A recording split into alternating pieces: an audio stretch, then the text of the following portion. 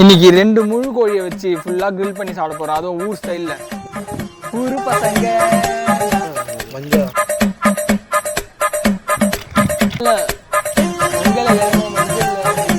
garam masala